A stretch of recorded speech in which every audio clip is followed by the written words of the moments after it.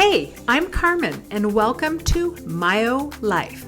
That's short for My Outrageous Life, which is exactly the kind of life I get to live since I found the courage to ditch dental hygiene and build a life I'm bonkers about as a myofunctional therapist and entrepreneur. Here you will find all the things myo, business, and how to build a life that you too are bonkers about. I'm very happy you're here. Shall we dive in? Well, hey there, friend, and welcome back. I hope this finds you doing fantastic. Today, we are going to be talking about nailing your client conversations. So, this is an area that I know a lot of people struggle with. So you might find yourself just feeling like you're not very confident when it comes to having conversations about your myofunctional therapy services or product or whatever. It might make you feel like a greasy car salesman trying to sell somebody a used Subaru talking about your services. You don't feel like you're polished enough to actually sound like you know what the hell you're doing. You might wonder how you promote yourself without blatantly asking somebody to hire you. So here's what I hear a lot. I took my myofunctional therapy course years ago, and I would love to start helping people if only I had some confidence. How do I gain confidence to be able to talk to people? Carmen, I have imposter syndrome because I don't know how this works. How do I get clients so that I can get some practice? Learning how to have conversations with confidence is going to transform how you talk with people, and it'll help you move from feeling awkward and unsure about your conversation to confidently knowing what you're bringing to the table. You will actually look forward to the chance to talk about your services and how you can help people. Every conversation is an opportunity to build trust, to educate your humans, to guide them. Effective communication helps you convert hot leads into clients. It is a numbers game in myofunctional therapy. Many of my students sometimes are struggling like, hey, I have built this. Hey, I have taken your course. Like, where are the people? They think it's just filled of dreams. And then when I say, well, are you talking to people? And they say, no, I'm afeared. Or I don't feel confident, or I feel like I have imposter syndrome. Like, it's a numbers game. If you have a conversion rate, which probably sounds like total drunkenese to you at this point in your business maybe, but let's say that it takes you talking to 30 people to get 3 of them to book an assessment or to book an exam. You got to talk to people. And so that's the biggest thing. You can't turn these potential clients into cash unless you're talking. Okay. So in this episode, we are going to talk about 3 ways that you can gain some confidence in your client conversations. Okay. So the first one, know your stuff. This is important. You cannot half-ass the myo world. I don't know about you, but I'm pretty sure I fumbled my way through some dental hygiene conversations. You don't have to know everything, but you do have to be able to give answers that are not total BS.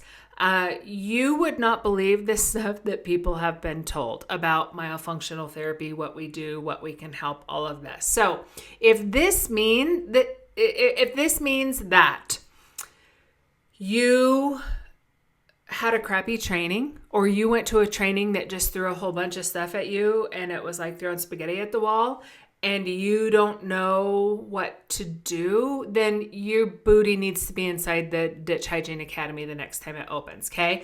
That is a shameless plug, but I know that to be absolutely true. You should be able to confidently answer some of the most frequently asked questions upside, downside, inside, outside, backwards, whatever. Okay. So here are some of the questions that I think that you have to be able to answer. What is orofacial myofunctional therapy? What are orofacial myofunctional disorders? Why do they matter? Okay. Why is mouth breathing healthier than or not healthier than nasal breathing? Why is nasal breathing healthier than mouth breathing? Why do tongue ties matter? What are tongue ties? Why is early intervention important for both tongue ties and also craniofacial development in a kiddo?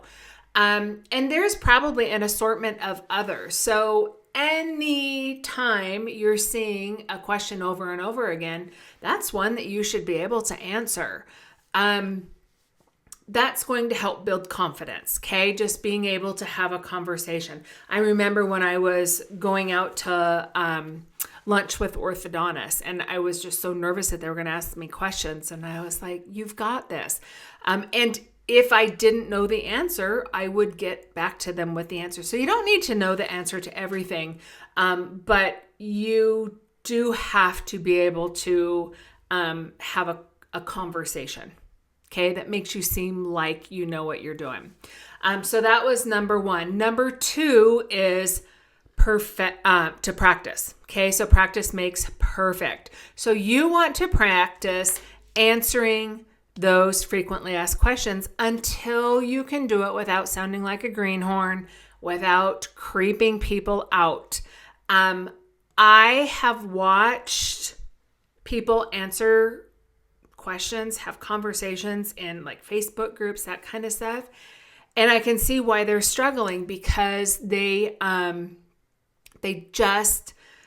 not confident in their own knowledge. So they're really showing that. They're portraying that. Okay. They're mirroring that.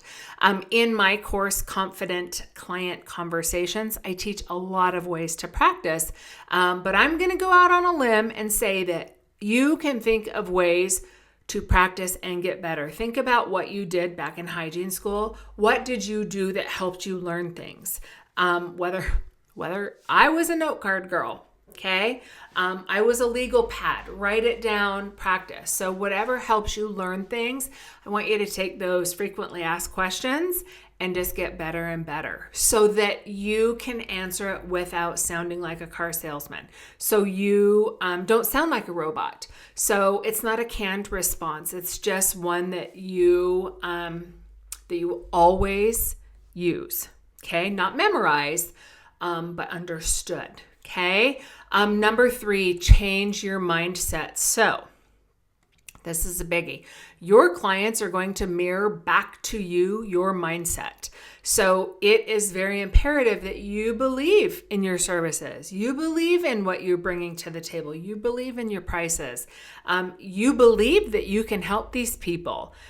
Yes, even if you haven't seen it in action yet, this is a biggie for my students where I'm teaching them and they say, well, in theory, I can see where it helps in all of these things, but since they haven't actually worked with a client yet, they don't have proof.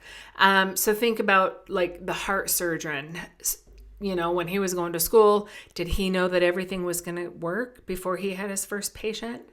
Absolutely not. But whoever taught him that it would work. And so I tell my students all the time that they can borrow my confidence if they need to, and so can you.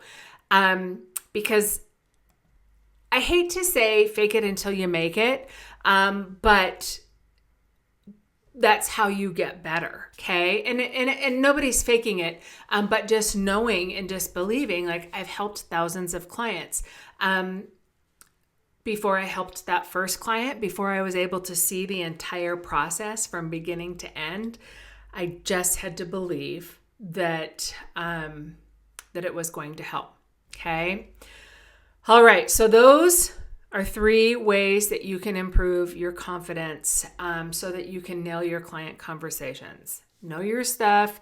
If you don't know your stuff, get in the Ditch Hygiene Academy. Practice makes perfect. Practice, practice, practice. However you're going to learn it. Remember, I don't want you to memorize it. I want you to just feel like you just know it. And then change your mindset. Again, if you need help with that mindset stuff, you got to get your butt in the Ditch Hygiene Academy, because I'm going to help you with that. We do a lot of that stuff during our weekly coaching. So that is a wrap, my friend. I will be back soon where we will talk about more Myo, more business, and building a life that you are bonkers about. See you soon.